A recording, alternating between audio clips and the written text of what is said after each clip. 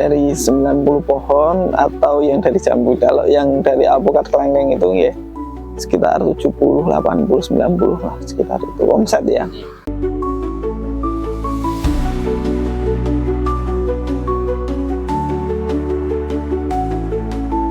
Halo Sobat Matasa, saya berada di wilayah Purworejo dekat pantai. Nah, uniknya di sini adalah seorang anak muda yang sukses sebagai petani kelengkeng dan alpukat. Nah, bagaimana inspiratif beliau? Ikutin saya tetap di Mata Asa.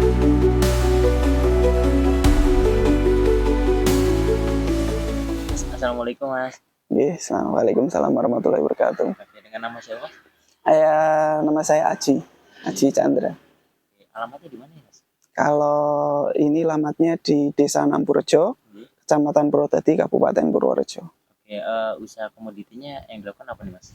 Kalau untuk saya komoditinya di alpukat sama kelengkeng. Boleh cerita sedikit Mas, dulunya kok bisa terinspirasi dari mana kok bisa alpukat dan kelengkeng sekarang? Jadi di 2016-2017 saya itu masih kerja di BUMN, di bank itu, terus kemudian saya nyoba sambil pertanian di jambu madu. Setelah itu habis itu kena pandemi, saya pindah ke alpukat dan kelengkeng karena kalau jambu itu kan perlu logistik yang cepat. Kalau pandemi ya logistiknya nggak bisa jalan ke Jakarta, jadi ya tutup. Dulu sempat dipakai buat agro Mas. Tadi ya udah habis kena pandemi. Berarti dulu jambu madu itu berapa pohon Mas punya Mas? Ada sekitar 700 pohon. 700 pohon. Sekarang pindah di alpukat sama kelengkeng aja. Itu karena pandemi itu ya? Iya. Buang komoditinya itu ya? Buang komoditinya nggak jalan pada waktu itu. Ya, dulu modal awalnya dari mana Mas? Ya, modal awalnya dari nyisihkan uang kerja. Iya, jadi punya uang sedikit ditabung buat pohonnya. Ya, oke, siap. Masnya pekerjaan saat ini disambil Mas, selain dari jadi petani? Saya sebagai guru, guru di sekolah dasar. Tantangan ada nggak Mas terbesarnya Mas dalam berbibit tanaman apa tadi alpukat dan kelengkeng? Kalau sementara ini selain tanam alpukat sama kelengkeng itu kendalanya ya masih klasik ya kalau petani itu di sektor penjualan. Tapi kalau perawatan alhamdulillah bisa. Biasanya kalau hama itu apa aja Mas? Kalau misalkan datang dari alpukat atau kelengkeng itu dialami Masnya selama jadi ini petani? Kalau di alpukat itu biasanya kutu putih sama lalat buah. Lalat buahnya lumayan, tapi kalau di kelengkeng itu lebih ke kelelawar, jadi harus dibrongsong. Terus kemudian sama kutu putih juga. Setelah itu nggak ada. Kalau penanganannya seperti apa? Kalau Mas sendiri? Paling insek aja, semprot insek. Terus ya kurang lebih 1 bulan 2 kali. Terutama pas berbuah, itu aja. Sekarang punya berapa pohon alpukat dan ini Mas, kelengkeng Mas? Kalau saya ada sekitar 90 pohon alpukat dan kelengkeng. Kalau misalkan panennya, masa panen itu berapa lama Mas? Dari bibit sampai besar? Kalau dari bibit kita tanam itu sekitar 2 tahun, 2,5 tahun sudah. Kemudian alpukat dan kelengkeng sama, kurang lebih sama. Karena tanaman tahunan toh. Tapi buat seterusnya memang 2 tahun itu jadi ya? Maksudnya apakah 6 bulan apa? Kalau dari bibit sampai dengan tanam sampai berbuah itu sekitar 2,5 tahun kurang lebih ya, 3 tahun. Tapi kalau sudah 3 tahun itu mau berbuah sampai dengan bisa panen ya kurang lebih 5 sampai 6 bulan. Ada yang 7 bulan kalau alpukatnya alpukat kendil. Jadi ada beberapa varietas ya kebetulan miki, aligator, sama kendil. Itu alpukat. Kalau yang kelengkengnya pakainya new crystal di sini. Tempat sini bagus buat tanaman itu ya mas, alpukat sama kelengkeng ya mas. Memang tekstur tanahnya bagus begitu. Ya, kalau sektor sini pertanian bagus. Jadi di sini ada jambu biji, jambu air, alpukat, kelengkeng cukup bagus. Bahkan pepaya juga bagus. Jadi memang ya lumayan lah bagus. Kalau ini mas, perawatannya gimana mas? Ribet apa enggak sih? Karena saya kan nyambi ya mas. Iya. Jadi nanti saya ketemunya siapa ada pekerjanya nanti tak minta buat semprot, tak minta untuk brongsong, tak minta buat cangkul tanah, jadi seperti itu. Jadi ya saya istilahnya nggak semua saya sendiri kerjakan. Kalau bagi waktunya gimana mas? Sambil ini ngajar jadi petani. Kalau sambil kerjanya ya pagi ngajar, nanti sore bisa yang bisa saya kerjakan sendiri saya kerjakan. Kalau yang nggak bisa saya kerjakan sendiri, saya minta bantuan tetangga untuk yang kerja. Kalau strategi pemasarannya gimana mas? Apakah memang orang datang ke sini awal-awal itu gimana? Untuk beberapa sih pakainya media sosial ya mas. Sosial media nanti bisa diupload. Ada beberapa juga pakai reseller. Istilahnya ya bantu-bantu generasi muda mas. Ya kan reseller kan juga anak-anak muda yang lain. Saya juga kayaknya belum tua-tua banget. Umurnya baru 36 tahun. Tapi sukses di dunia petani juga ya, keren ya. Iya. Jarang-jarang mas, kenapa mas kok jadi petani mas? Dibandingkan kayak peternak, kayak bidang lainnya, kenapa? Kebetulan orang tua kan juga pertanian itu kayak juga garis keturunan juga kata.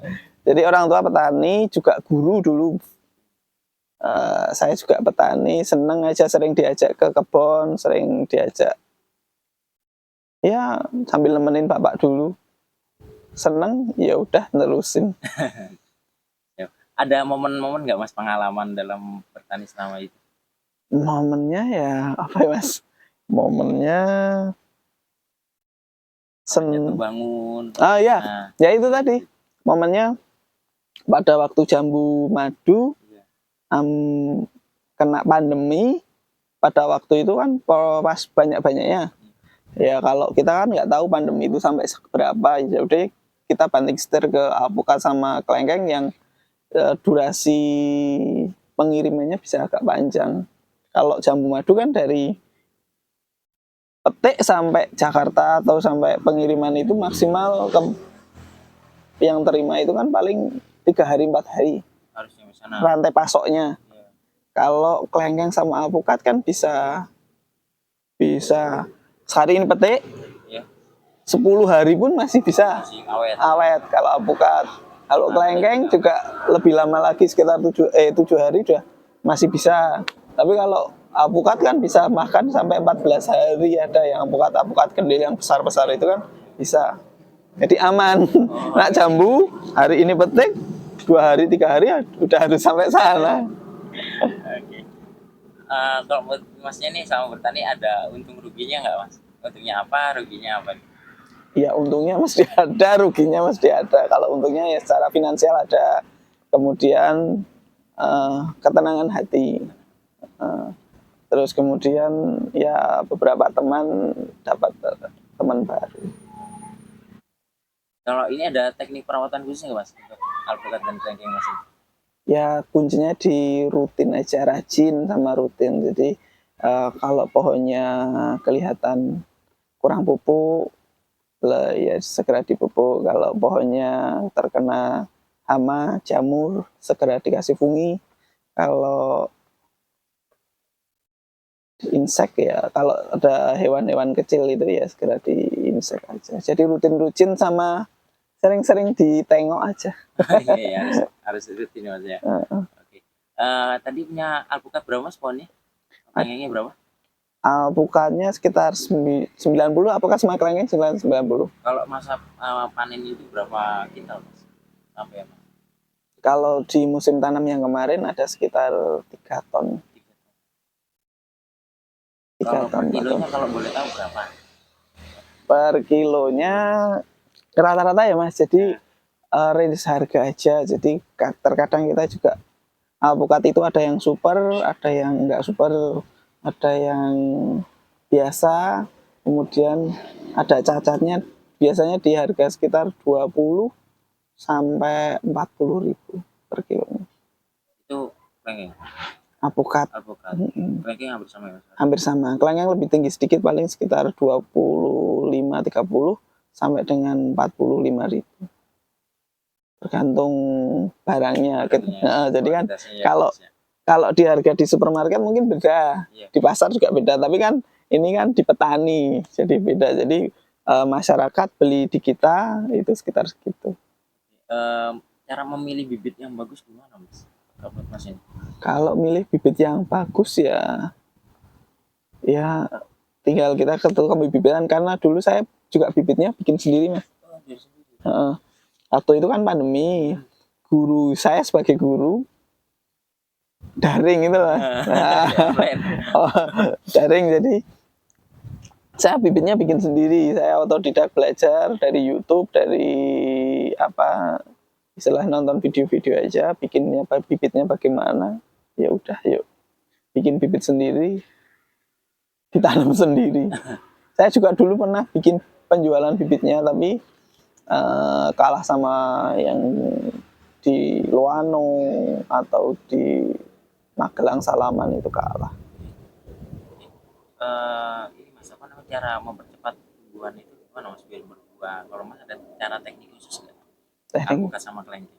Alpukat sama kelengkeng ya. Biar cepat berbuah gitu Mas. Apa emang prosesnya hanya segitu? Gitu?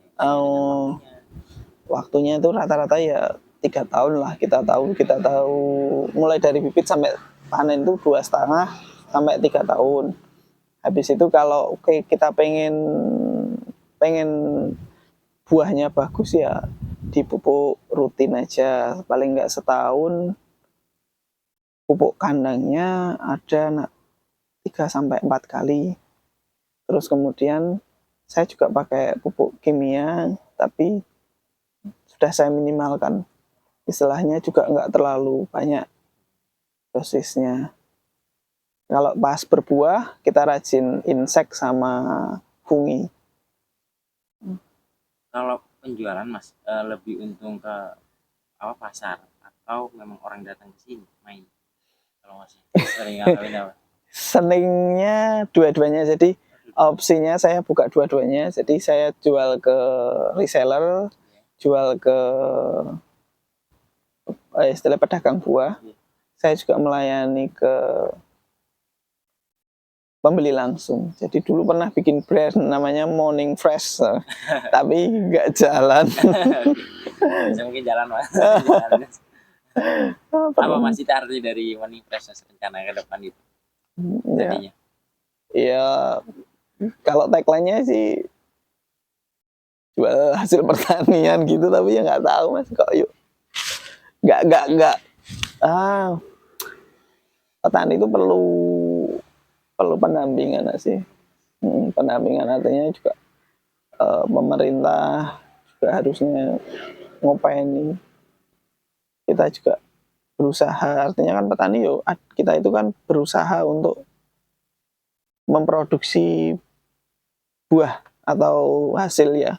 Tapi kan juga kita pertanian itu juga perlu dipasarkan, pemasarannya juga perlu pendampingan, karena basisnya itu kan kita produksi aja.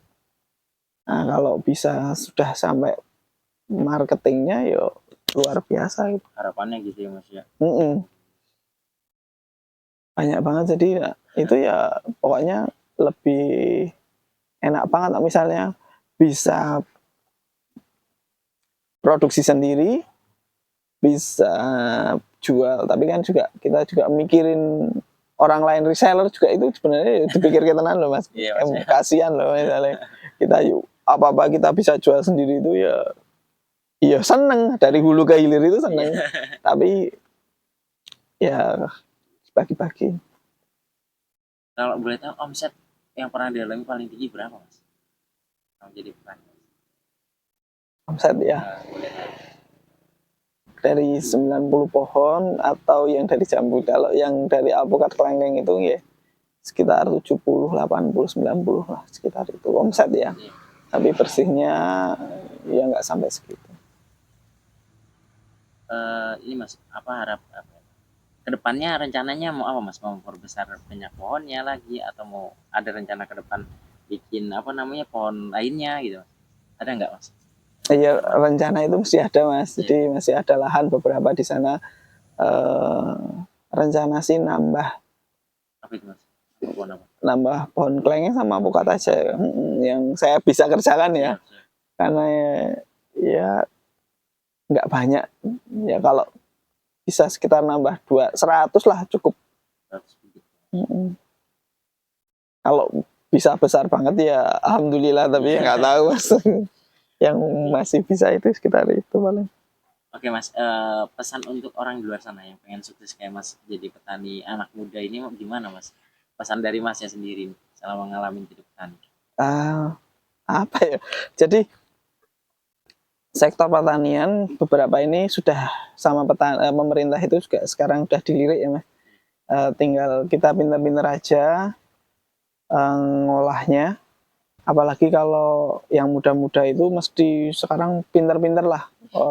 Anak muda yang sekarang bisa live TikTok, kemarin juga ada petani berambang itu di mana itu juga keren-keren banyak.